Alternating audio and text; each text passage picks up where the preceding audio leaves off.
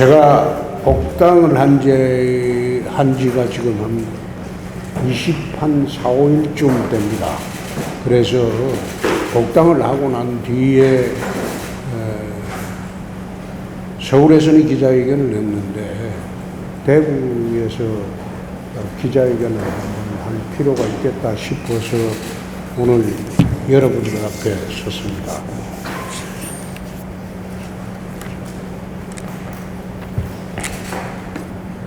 대구 경북은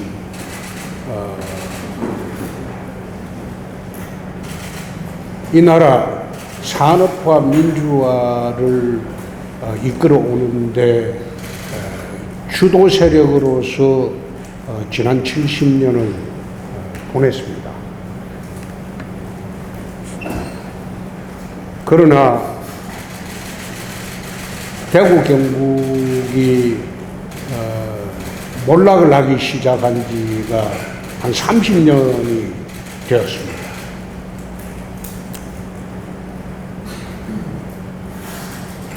특히 대구 같은 경우에는 섬유도시로 도시가 성장을 하고 컸는데 섬유가 몰락하고 난 뒤에 대구 경북을 이끌어갈 주력 산업조차도 찾지 못하고 지난 한 30년 동안 허우적거렸습니다. 박정희 대통령의 결단으로 지난 한 50년 동안 구미공단, 포항제철, 경부고속도로 그것을 근간으로 TK가 한 50년간 먹고 살고 또 대한민국 산업발전의 주도 세력으로서 쭉 해왔는데 그 이후에 대구 경북이 특히 섬유가 몰락하면서 대체 산업을 찾지 못하는 바람에 이제 대구 경북의 현실은 GRDP가 전국의 꼴찌입니다. 활력과 성장 자체가 정체가 되어버렸고 겨우 지금 타 지역에서 넘어오는 이전 소득으로 대구 경북은 유지를 하고 있는 그런 형편입니다. 그래서 과거 우리가 대구 경북에서 박정희 대통령, 전두환 대통령, 노태우 대통령, 박근혜 대통령, 이명박 대통령 이 대통령을 5분을 배출한 곳이 TK입니다. 그럼에도 불구하고 TK가 지금 몰락한 것은 박정희 대통령 이후에 대구 경북의 미래를 책임질 그런 산업 구조 개편이라든지 주력 산업을 역대 정권에서 키워내지 못했다. 그래서 대구 경북이 몰락을 하게 된 가장 큰 원인으로 나는 봅니다. 지난 총선 때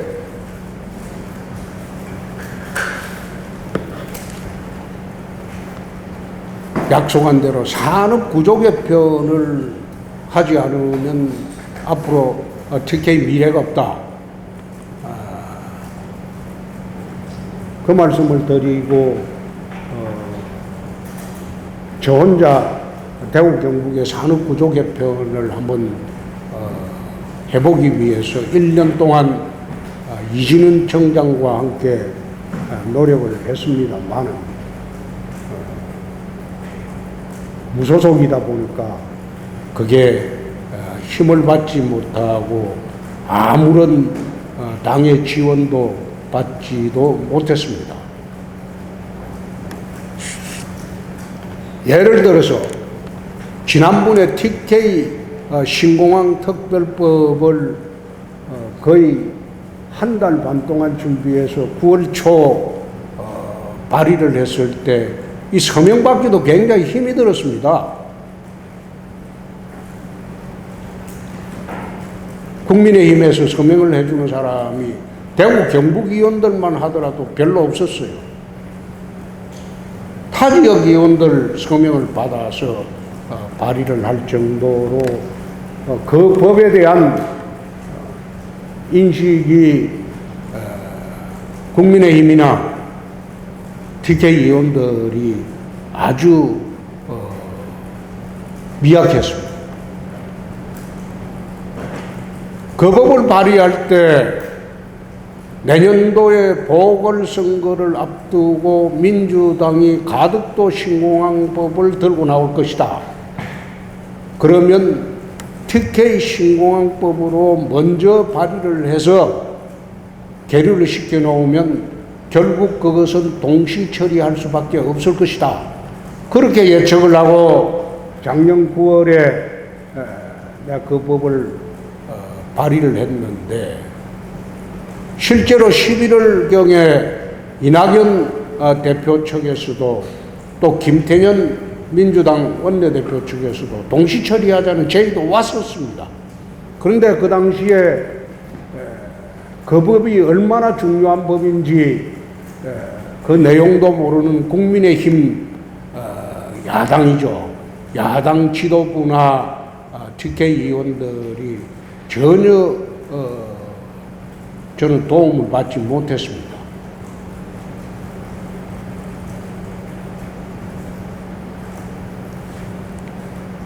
왜 TK 신공항법이 필요하냐? 지금 현 상태대로 기부대 양려 방식으로 공항 건설을 하면 이것은 동청공항의 이전에 불과합니다. 군이 어성으로 간다고 해도 이건 공항으로서 기능 발휘를 하기가 어렵습니다. 그래서 작년 9월에 내 기자간담회 하면서 내세운 게 4대 관문공항로입니다.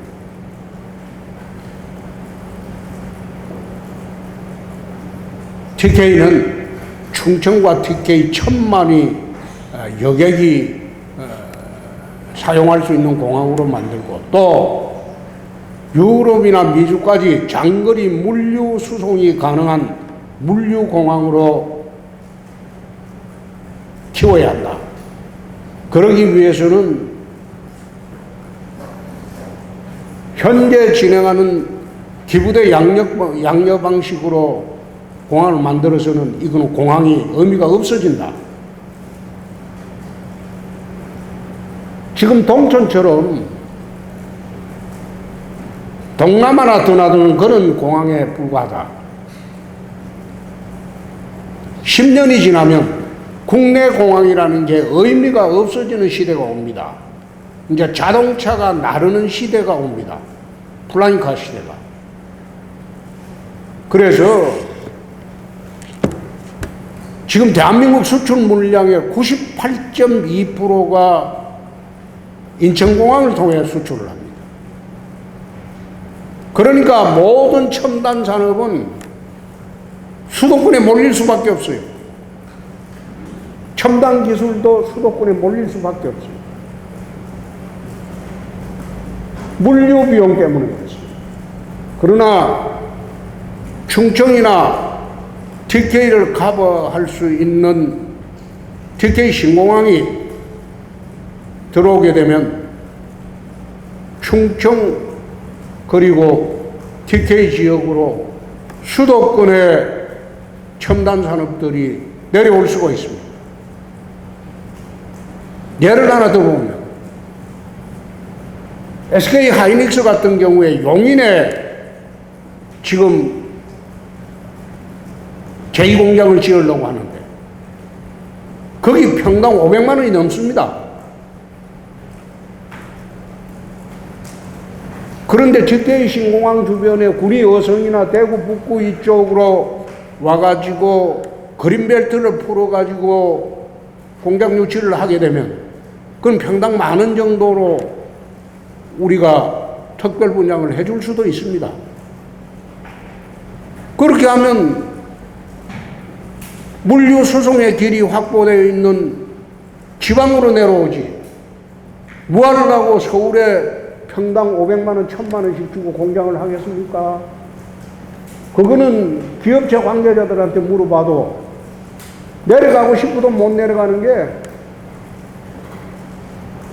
물류 수송에 길이 없다.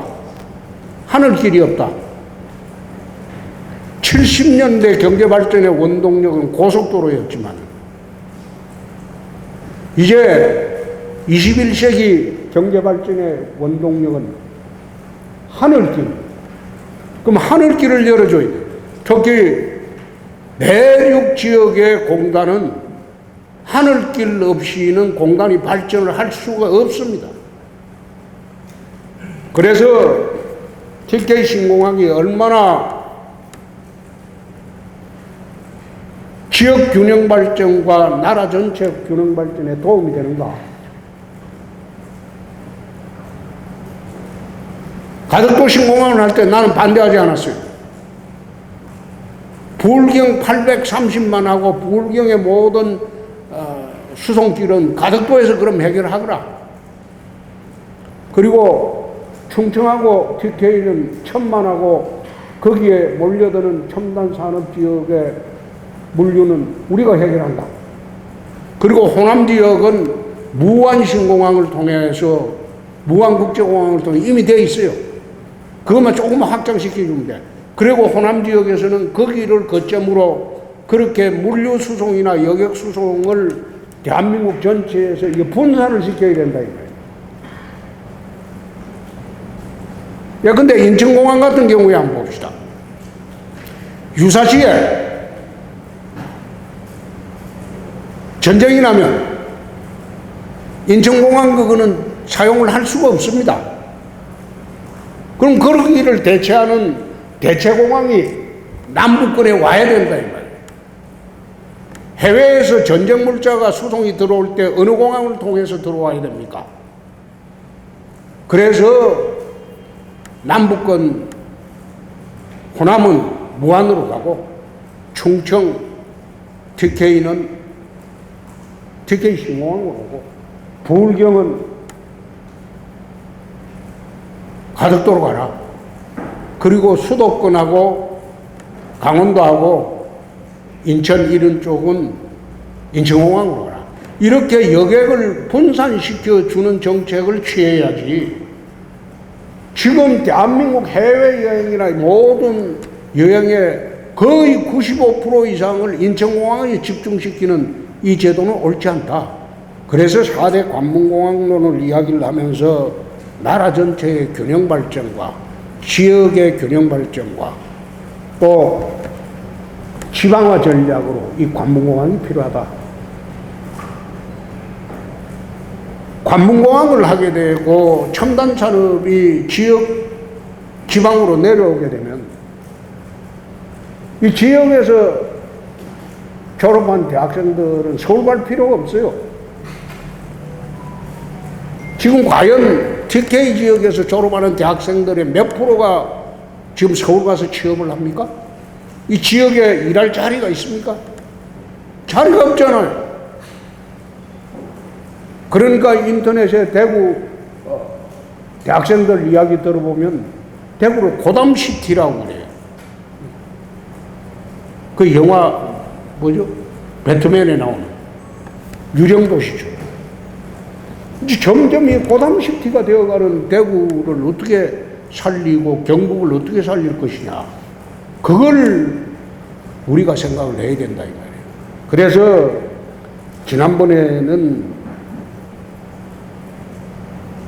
저는 혼자 고군분투를 했습니다만은 당에 전혀 도움을 받지 못하는 바람에 TK 신공항법이 통과되지 못했습니다. 그리고 심지어 대구 경북 지역 어느 자치단체장은 TK 신공항법 반대까지 했어요.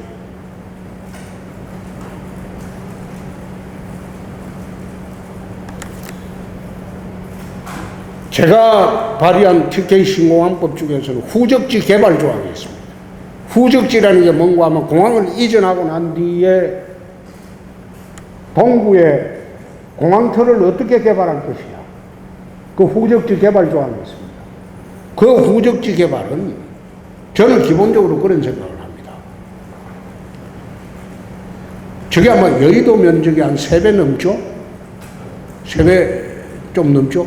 그 지역에 아파트 지어가지고 이익을 올릴 생각하지 마라. 그 지역은 공항 특구로 만들어가지고 거기다가 초고층 빌딩 들어오고 그리고 라스베가스식으로 카지노 빌딩도 들어오고 그렇게 해서 24시간 불야성을 이루는 그런 관광산업의 중심지로 만들어라. 공항특구로 만들어라. 그렇게 해서 그 지역을 공항관리청을 별도로 신설해서 국가가 관리해라. 국가가 관리하고 또 공항도 국비로 대라. 그렇게 만들어나니까 어느 자치단체장은 그건 내 권한인데 내가 해야 되는데 왜 네가 내 권한 뺐더냐. 그래서 반대를 시작을 했죠. 그게 대구 경북의 발전이 중요한 것이지 시장이 무슨 권한이 중요하느냐. 아무런 대책도 없이. 그래서 참으로 유감스러웠다. 마지막 순간까지 대구 어느 의원을 시켜가지고 후적지 개발 조항은 삭제하고 내법안만 싹 앞부분만 벗겨가지고 특별법을 또 제출해가지고 그 뒤늦게 제출하는 거 병합심리가 돼요? 안 되지. 그러니까 민주당에 구실을 준 거예요. 그딴에 돈 많이 드는데 응? 대구 경북 거는 표도 안 주는 데인데 왜 주냐? 구실을 줘갖고 특별법이 통과가 안 된 겁니다. 그래서 이 부분은 참으로 유감스럽다. 그러나 이 부분을 제대로 만들어 가려면 우리 당에서 대선 공약으로 공약을 하고 그리고 4대 관문공항론으로 대한민국을 산업 구조 개편을 해야 할 것이다. 또 그렇게 되도록 여러분들에게 약속을 합니다. 두 번째,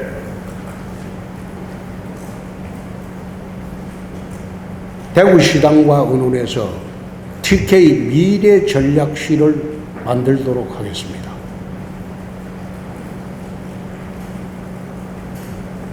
(10년) 후에 대구 경북이 어떻게 변하고 20년 후에 어떤 변화가 오고 30년 후에 어떤 변화가 온다. 여기에 대한 아무런 대책이 없어요. 그래서 다음 시장이 될 사람하고 대구시당하고 전부 협의해서 TK 미래전략실을 만들겠습니다. 만들어서 TK 지역의 장기적인 발전 플랜을 세우도록 하겠습니다. 세 번째, 2009년도 김범일 시장이 계실 때 제가 원내대표를 하면서 대구 지역 물 부족 또 깨끗한 물을 250만 시민들에게 먹이기 위해서 수원지 이전을 하자. 2009년도 내가 원내대표 때 32억의 예타 비용을 책정을 한 일이 있습니다. 그렇게 해서 안동댐 물을 직접 통수로를 통해서 대구로 끌고 와가지고 대구 시민들한테 일급수를 먹이자. 식수 문제 해결하자. 그렇게 제안을 한 적이 있습니다. 그런데 그때 김범일 시장한테 32억을 예타비용으로 내 책정을 해줬어요. 원래 그게 임시국회 때는 예타 예산이 없습니다. 2009년도 임시국회 때 3월 임시국회 때 예타비용으로 32억을 책정해서 대구 경북의 물 문제를 해결하자. 근데 난 그거 체결해주고 난 뒤에 대구 시민들의 물 문제가 해결이 된 거로 그래 알았어요. 그런데 작년에 내려와서 보니까 2009년도에 내 32억의 예타 실시 비용을 김범일 시장한테 줬는데 그게 몇 년이 지났어요? 12년이 지나도 이게 물 문제가 해결이 안 돼요. 그래서 이런 문제는 지난번에 내가 재작년에 경북지사하고 대구시장이 출마하려고 했을 때 둘이 앉혀놓고 합의를 보거라. 이철우 지사하고 권영진 시장한테 합의를 봐서 물 문제를 해결해라. 그건 250만 대구 시민들의 정말로 중차대한 건강권 문제다. 그 두 사람이 제가 당대표 할 때 합의를 봤어요. 근데 지금도 그걸 해결 못하고 있어요. 그래서 과연 뭐가 문제인지 이제 복당이 됐기 때문에 내가 한번 두 사람한테 물어보려고 그래. 당신들이 출마할 때 대구시 물 문제는 해결하기로 합의를 보지 않았냐? 그 당에 약속을 했어요. 나한테도 약속하고. 그런데 지금까지 그 문제를 해결하지 않고 미적거리는 거는 두 사람 다 그거는 낙제야, 낙제. 낙제점이야. 그런 중차대한 공약을 못 지키면 어떻게 지사를 연임하겠다고 하고 시장을 또 하겠다고 합니까? 오늘 내 이 자리에서 그 두 사람한테 3년 전에 당과의 약속, 그리고 제가 당대표 할 때 나한테 한 약속을 꼭 지켜줄 것을, 금년 내로 지켜줄 것을 부탁드립니다. 만약 그런 중차대한 공약을 지키지 못하면 출마해서는 안 된다. 그건 대구 시민과의 약속이고 경북 도민과의 약속이고 당과의 약속이고 작게는 홍준표와의 약속이었다. 그 약속 지키지 못할 때는 두 사람은 더 이상 지사직이나 시장직에 연연해서는 안 된다. 내가 약속을 지키라고 오늘 촉구를 합니다.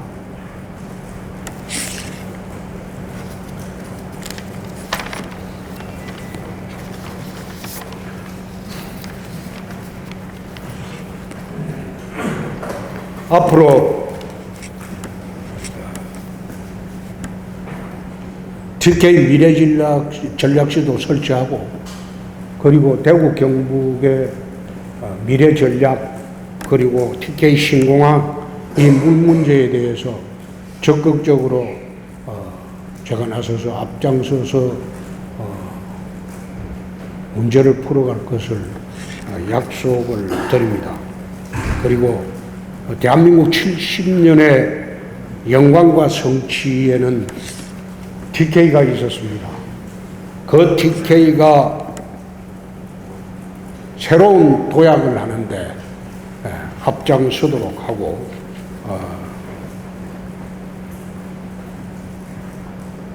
내년 정권 교체는 반드시 이루도록 하겠다. 대구 경북으로 정권을 가져오도록 하겠다. 그 약속을 오늘 드립니다. 이상입니다.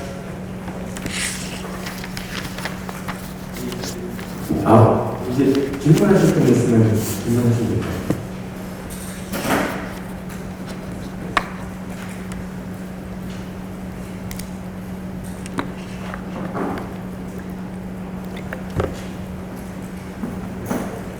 자세히 이야기해서 뭐 질문할 게 있습니까?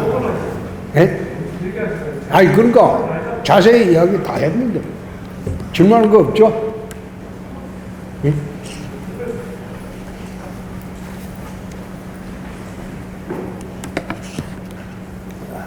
예, 뉴시스 정성호 기자입니다. 지금 최재형 감사, 전 감사원장이 국민의 책임이 있다고 접근했습니다. 응? 최근에 국민의힘에 최재형 전 감사원장이 입당을 했지 않습니까? 그 부분에 대해서 어떻게 생각하시는지 comment 해주시고요. 또 다른 하나는 윤석열 전 검찰총장이 아직도 국민의힘에 입당을 하지도 않고 또 할 만한 여지를 보이지 않고 있습니다. 그분이 입당 가능성과 또 입당의 필요성 여부에 대해서 말씀드립니다.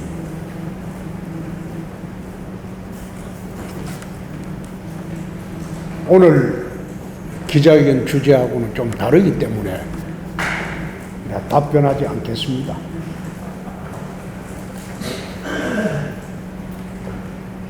내가 이게 답변하기가 좀 난감합니다.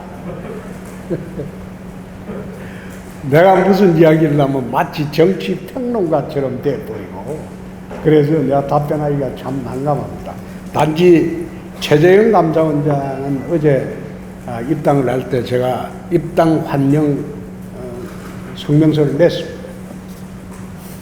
예, 또 뭐 대구 경북 문제 묻지 뭐. 예? 예, 말씀하세요. 예. 얼마 전에 보니까 지지율 자체가 두 자릿수로 올라가셔서 예. 그걸 듣고 역선택이네 어쩌냐는 논란이 좀 있었던 것 같습니다. 예? 역선택이다. 예. 호남 쪽에서 지지가 높고 예. 민주 쪽에서 지지가 높았으니 역선택 아니냐 예. 이런 이야기가 있었는데 예. 뭐 짧게 카톡으로 나오는 것을 받아봤습니다. 거기에 대한 생각을 말씀해 주십니다. 난 참 그 언론 분석한 사람들 이해가 안 되는 게, 한때는 홍준표는 확장성이 없다고 난리를 쳤죠. 그죠? 확장성 없다. 그러면 민주당 지지층이나 중도 지지층이나 호남에서 지지가 많으면 그 확장성이 이제 크게 신장이 된 것 아닙니까? 우리 당 지지 계층은 어차피 오게 돼 있어요. 지난번에 탄핵 대선 때 안철수 후보 지지율이 60%가 넘었습니다. TK에서. 근데 마지막에 까보니 어떻게 됩니까? 정권 교체의 열망이 타 지역보다 워낙 강하니까 TK에 지금 오로지 정권 교체의 열망 때문에 한 사람한테 몰려 있는 거예요. 근데 그것이 잘못된 길이라는 거는 조금 있으면 드러나면 그 달라지죠. 확장성이 없다고 해서 열심히 반대 진영과 토론하고 반대 진영 인터뷰 해주고 다 해가지고 확장성을 넓혀 놓으니까 이제는 그걸 역선택이라고 뒤집어 씌우고, 난 그렇게 글 쓰는 사람, 그 기사 쓰는 사람 내가 그 의도를 모르겠다 이 말이에요. 한때는 확장성 없다고 난리를 치더만 이제 확장성이 보이니까 지금 진보 좌파들에서 홍준표 좋다는 사람은 굉장히 많습니다. 그 사람들이 좋으면 그럼 확장성이 지금 있는 거 아니에요? 그렇게 이해를 해야지. 그런 식으로 악의적으로 내가 글에 쓰는 거 보고 참 내 기자 이름 한번 기억해봐라. 이 사람이 진짜 제대로 된 기자인가. 내가 그 소리를 했어요. 그래서 그런 거는 지금 그 나타나고 있는 현상들은 이거는 참고사항이지. 지난번 탄핵 대선 때 제가 처음 나왔을 때 지지율이 2%에 불과했습니다. 대선 시작되고 갤럽 같은 데는 대선 끝날 때까지 내 기억으로서는 10%를 넘기는 게 아마 거의 없었을 거예요. 갤럽처럼 악의적으로 여론조사하는 데는. 근데 마지막 여론조사에 문재인이 더 맞췄어요, 갤럽이. 안철수도 맞췄어요. 근데 내 같은 경우는 무려 8%를 떨어지게 발표를 한다고. 마지막 여론조사에. 마지막 여론조사에 갤럽에서 무려 8% 떨어지게 발표를 해요. 그러니까 이어서 투표하면 안 된다는 거지. 그것을 국민들한테 잘못 심어주는 거죠. 그래서 요즘 갤럽 여론조사 하나만은 만약 내 이름을 넣지 마라. 내 이름 넣으면 성명권 침해로 민형사 소송하겠다.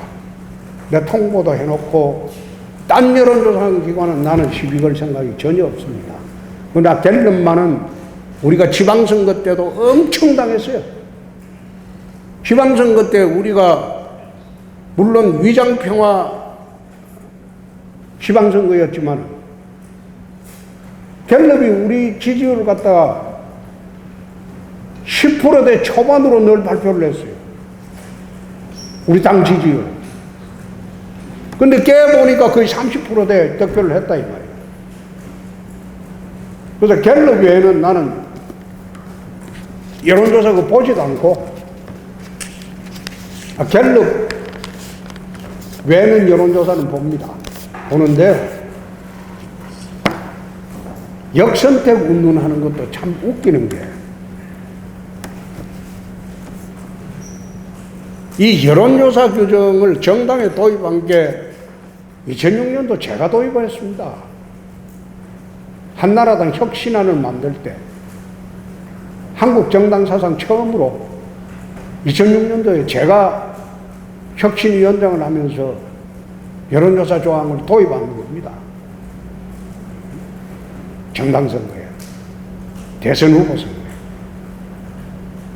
그런데 그때는 오락겼다 싶은데 지금 생각해 보면 어처구니 없는 짓을 했다. 말이 안 되는 게 여론조사대로 할 것 같으면 뭐 하려고 투표를 합니까? 대선도 여론조사 결과 며칠서 하고 차버리지. 투표 행위가 왜 필요하냐 이 말이에요.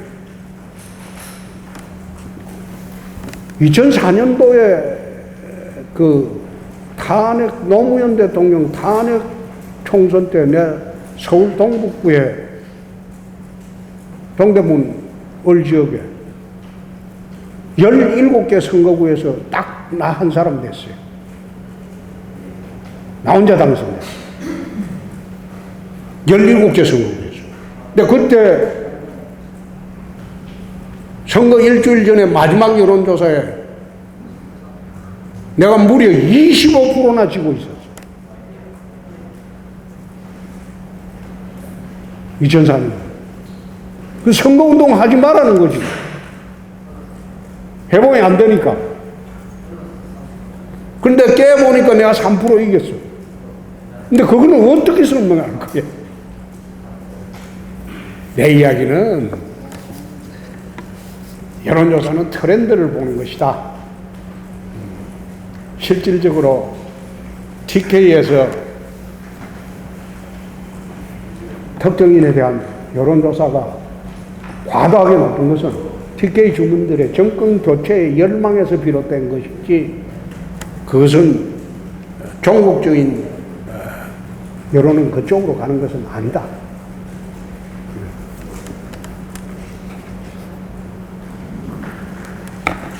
예, 그만합시다. 예. 예, 퍼펙트 성민입니다. 이제 지난달에 환경부에서 태평 취수원을 이제 대구와 이제 구미가 이제 같이 나눠먹으라고 결정이 났는데, 그러면 이 부분에 대해서 이제 의원님께서는 대구의 문제가 아직 이렇게 해결이 안 됐다고 생각하시는지, 어느 정도 수준에서 좀 기대를 하시는 분이 계시면은 그것 좀 설명을 좀 부탁드리겠습니다. 그 뉴스 봤어요. 그 뉴스 봤는데, 그건 종교적으로 확정이 돼야지. 확정이 돼. 지금 문 문제로 지금 밀고 땡긴 게 10년인데, 그 사인 안 하고는, 그거는 선뜻 받아들이기 어렵죠. 그래서 대구시장이나 경북지사가 합의해서 금년 말까지 문 문제를 해결하라는 거예요. 예. 저 이어서 추가로 질문하고 싶은데요. 물 문제 해결의 중요성을 계속 강조를 해주셨는데, 대구에서는 구미로 어쨌든 계속 옮기려고 했던 상황이고, 구미에서는 어쨌든 주민들의 반발이 굉장히 심했는데, 구미는 경상북도지 않습니까? 경북도지사로서 이철우 도지사의 역할은 뭐라고 생각하시는지 궁금합니다. 구미에 반발 심한 거는 옛날부터 나 알아요. 그래서 공천 줄 때 네가 책임지고 무마해서 문제를 해결하라고 했어. 해결 못 했잖아요. 그렇게 해결하라니까. 그거는 그 사람 역량입니다. 역량이 안 되면 물러나야지.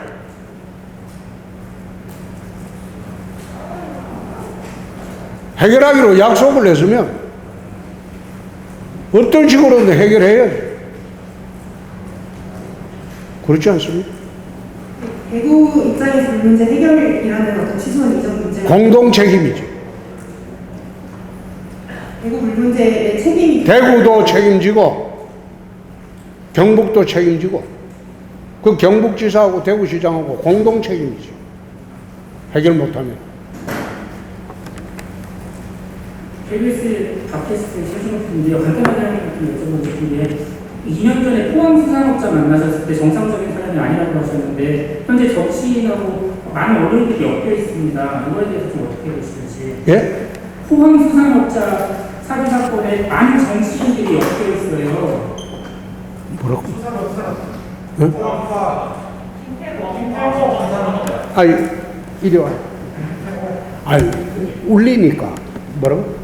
포항 수산업자 예. 그건 나한테 묻지 마. 난 관련 없어요. 2년 전에 한번 식사 자리 한번 하셨다고 했는데, 그때 정상적인 사람이 아니었다고 기사가 나왔더라고요. 그렇죠? 차를 타고 왔는데 롤스로이스를 타고 왔어요. 자기 경호원이라고 데리고 온 사람은 보니까 건달 같은 애들은 벤츠를 타고 왔더라고. 그래서 이 첫눈에 정상적이지 않다. 많은 정치인들이 지금 엮여 있는데 왜 이렇게 정치인들이 엮여진 거라고 생각하시는지. 응? 많은 정치인들이 이제 엮여지고 있고 박영수 특검도 지금 엮여 있잖아요. 그 사건에. 그런 거에 대해서 어떻게 보시는지 한 말씀만 부탁드립니다. 그건 그 사람들한테가 물어야지. 나는 그거 보니까 이거 아니다. 그래서 저 차단을 바로 했으니까. 명함을 이래 주는데, 내가 명함 한번 보자고 그랬어요. 명함을 주는데 보니까 직책이 많아요. 뭐 인터넷 언론인협회 부회장 뭐 어째 직책이 하도 많길래 내가 좀 더 이상하게 본 게, 원래 사기꾼들이 명함에 잔뜩 직책을 넣어갖고 다녀요. 응? 사기꾼들이. 그래서 포항에 그 주소지에 확인을 시켜봤죠. 그러니까 그 길거리였어. 사무실 소재지가. 그래서 내가 사기꾼으로 알았지. 보면은 저기 다른 여기보다 저기 두 가지 좀 여쭙고 있습니다. 그런 게 아니고 본격적인 대선 출마 선언을 언제쯤 하실 건지 그게 궁금하고요. 그다음에 지난번 저기 총선 때 대선 출마하면 후배들한테 물려주겠다고 얘기를 하셨는데 그게 시기가 언제쯤 되는지 모두 좀 알고 싶습니다. 당의 경선 열차가 출발할 즈음에 내 경선 참여 선언을 할 것입니다. 그리고 두 번째,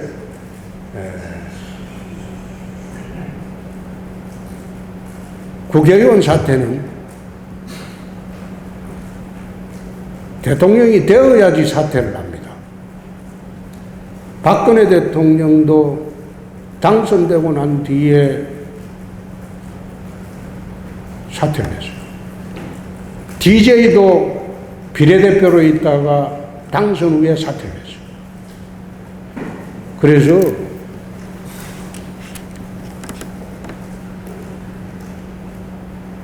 내가 대통령이 되면 사퇴를 할게요. 응? 문재인 그때 미리 사퇴를 했던 건가요?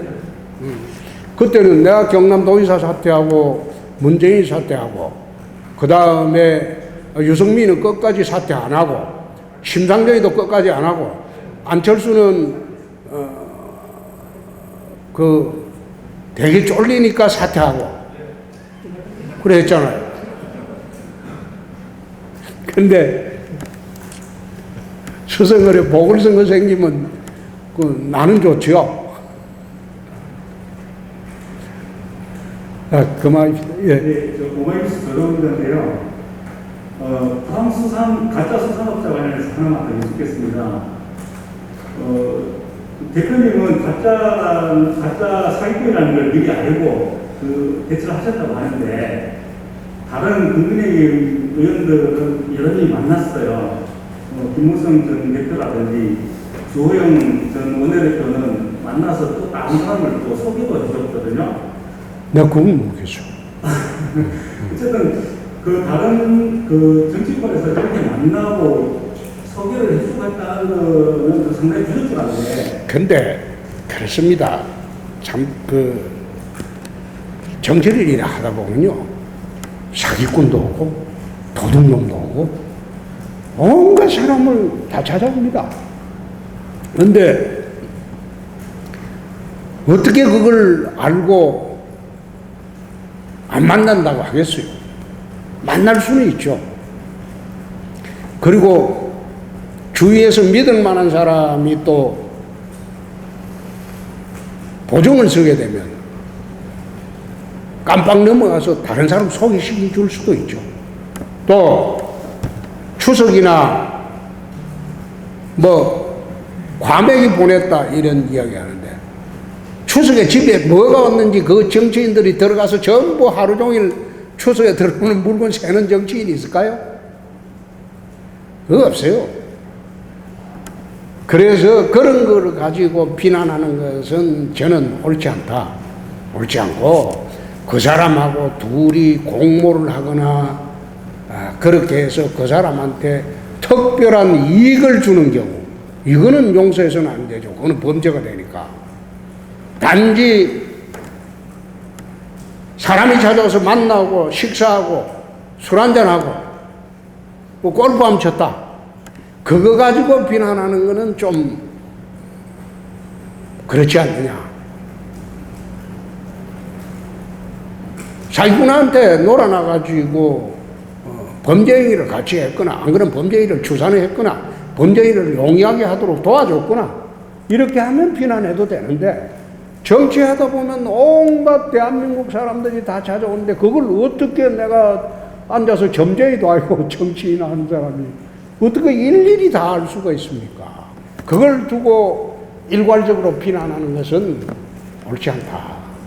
그렇게 분수에 넘치는 금품이나 교부됐거나 그 일상적으로 교부되는 거 이런 거 가지고 시비 거는 거는 좀 그렇지 않습니까? 거기 보니까 기자들도 걸린 사람들이 많던데 그 기자들은 오죽 진짜 답답하겠습니까? 근데 그 기자들 중에서 뭐 물품을 받았거나 한 게 과도하면 그건 문제죠. 과도하면 그건 문제죠. 그러나 일상적인 그런 선물을 주고받았다. 그거 가지고 비난하는 것은 좀 과도하다. 또 조영 대표가 내가 그래 했다는 거 오늘 처음 듣는데 아마 주 대표도 막 거래 관계는 없었을 거야. 하지도 않은 사람이고. 그렇게 하면서 언론에 나고 구설수 오르는 게 얼마나 당혹스럽습니까? 실제로 기자 여러분들이 대한민국 모든 사람하고 다 만나듯이 정치인도 똑같습니다. 좀 그런 측면에서 봐주시기 바랍니다. 예. 네, 저 매일신문의 김경입니다. 입당하시고 한 일주일 정도 있으면은 입당하고 한 달이 되시는데 이준석 대표하고 호흡을 뭐 구체적으로 맞추신 거는 있는지 없는지 모르겠습니다만 한 달 동안 지켜보신 이준석 대표 모습에 대해서 좀 평가를 해주신다면 어떠신지, 그리고 최근에 이 재난지원금 관련해가지고 송영길 대표하고의 사이에서 조금 구설이 있었는데 그거 가지고 이제 뭐 작업당했다 이런 표현도 나오고 있는 걸로 알고 있습니다. 그 부분에 대해서도 어떻게 생각하시는지 궁금합니다. 우선 우려하는 것보다도 이준석 대표가 잘하고 있다. 잘하고 계신다. 상당히 기대보다도 우리가 통상적으로 기대했던 것보다도 더 잘하고 계신다. 두 번째, 내가 며칠 전에 이제 그런 이야기를 한번 말씀을 드렸습니다. 적극적인 반응을 하지 마라. 당대표는 태산과 같이 무거워야 된다. 어떤 사안에 대해 반응을 할 때도 한 템포 늦춰서 다시 한번 검토를 해봐라. 그러고 난 뒤 반응을 해야지 실수가 없다. 그래서 한 템포 늦춰서 대응을 해 주십사. 그런 말씀은 드렸습니다만은 우리가 기대했던 것보다 훨씬 안정적으로 잘하고 있다. 난 그래 봅니다. 자, 이만합시다. 아따, 너무 오래 했다.